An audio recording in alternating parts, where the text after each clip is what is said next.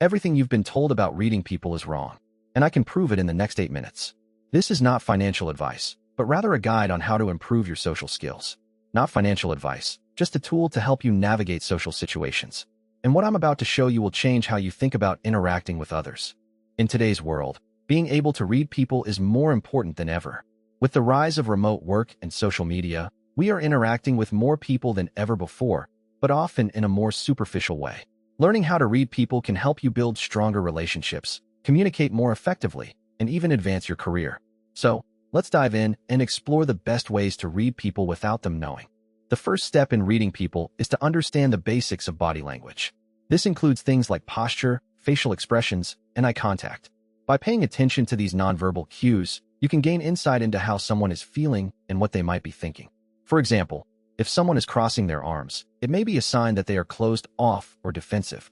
But here's the part nobody talks about. Visual change. Let's take a look at some real-life examples of how to read people.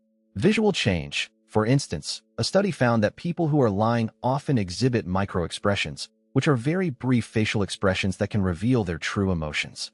Visual change. Another study found that people who are interested in someone often lean forward and maintain eye contact.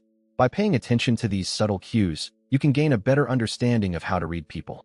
So, what can you do to start reading people like a pro? First, practice paying attention to nonverbal cues like body language and facial expressions. Second, try to ask open-ended questions to encourage people to share more about themselves. And third, work on developing your active listening skills, which involves fully focusing on what the other person is saying. Remember, this is not a guarantee of success, but rather a tool to help you improve your social skills. This is not financial advice, and you should always do your own research before making any decisions.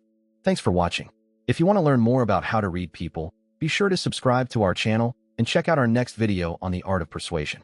And if you have any questions or topics you'd like to discuss, leave them in the comments below. Now, let's talk about the power of persuasion and how it can be used to